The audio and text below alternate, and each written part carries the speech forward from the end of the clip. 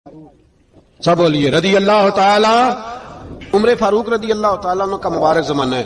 حضرت عمر نے فوج بھیجی ایران کے حکمران کے ساتھ جہاد کرنے. ایران کے بادشاہ نے 2 عیسائی جاسوس بھیجے. کہنے لگا ذرا پتہ تو کرو مسلمانوں کا راز کا طریقہ کیا ہے. میں صف بندی کراتا ہوں. وہ ساری رات صف بندی کراتا رہا. 2 جاسوس آئے مسلمانوں کی معلومات کرنے.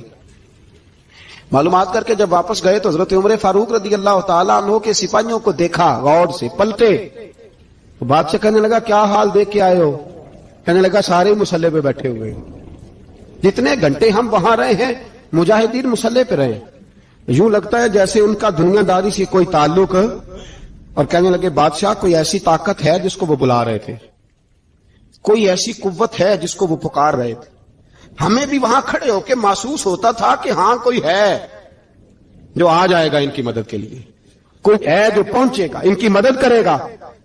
ایران کا بادشاہ کہنے لگا مجھے سمجھ آ گئی ہے, وہ جسم کی طاقت سے ہی نہیں لڑتے, وہ کوئی غیبی طاقت ہے جس سے وہ لڑتے.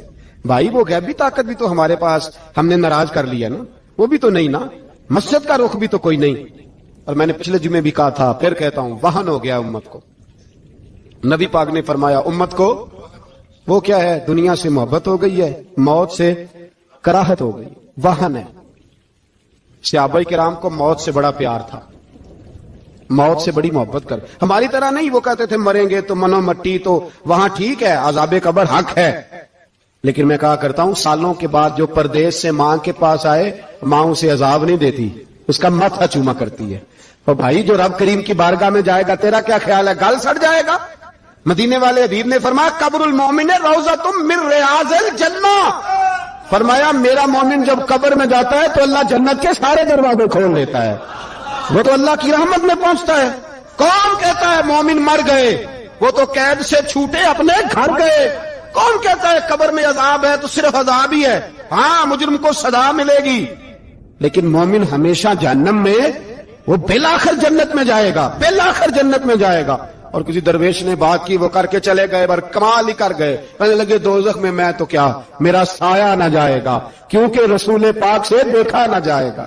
نبی پاک سید عالم علیہ السلام کے غلام تو دیکھو نا, ساری زندگی عمر فاروق بخاری پڑھو تو صحیح, ساری زندگی عمر ہر نماز کے بعد کہتے تھے اللہم ارزقنا شہادت فی سبیلک, اللہ بسترے پہ موت نہ دینا, موت مجھے شہادت کی دینا. حضرت سیدنا مولا علی شیر خدا کرم اللہ تعالیٰ وجہ الکریم ساری زندگی کہتے رہے اللہ علی نے میدان میں عمر گزاری ہے, اسے شہادت کی موت عطا فرما. وہ بھائی یہ تو شہادتیں مانگنے والے. حضرت امام حسین میدان کربلا میں کھڑے تھے, شمر کہنے لگا حسین تیری چاروں جانب موت ہے. تو آپ فرمانے لگے تجھے ابھی ہمارا پتہ ہی نہیں, موت سے تو ہمارا پیار چلتا ہے. اور فرمایا یہ شہادت تو ہمارا پیچھا کرتی ہے, پہنچ جاتی ہے جہاں ہم ہوتے ہیں. موت سے ڈرا رہا ہے, مسلمان کا مرنے کو دل نہیں کرتا, ورنہ وہ اتنی بڑی کوٹھی میں کون رہے گا. مرنے کو دل اس لیے نہیں کرتا کہ وہ جو 6 کروڑ 10 کروڑ ڈالر لوٹ کے رکھے مر گئے تو کھائے گا کون.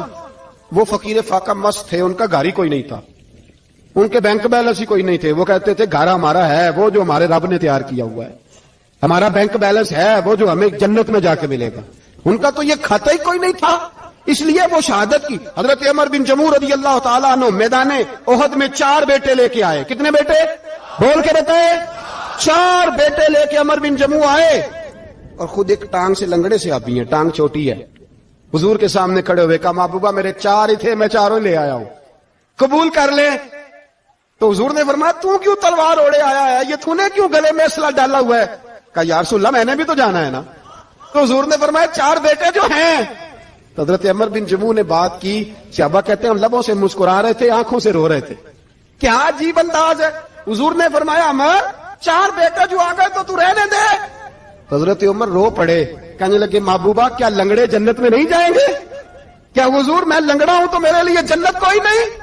میرے حبیب پاک سید عالم صلی اللہ علیہ وسلم نے فرمایا عمر تو ضرور جنت میں جائے گا. کہا محبوبہ پھر بچے بعد میں جائیں گے, میں پہلے میدان میں جاؤں گا. ایک بی بی 4 بیٹے لے کے آئی احد میں. کہا محبوبہ کل کمائی تھی میں لے آئی ہوں, میرے پاس کوئی اور شے ہوتی تو میں بچا کے نہ رکھتی. بیٹے دے کے نا حاضری لگوا کے تو واپس دروازے پہ لے گئی. تو حضرت سیدنا عبداللہ ابن عمر فرماتے ہیں بی بی بول رہی تھی تو میرا جذبہ جہاد بڑھ رہا تھا.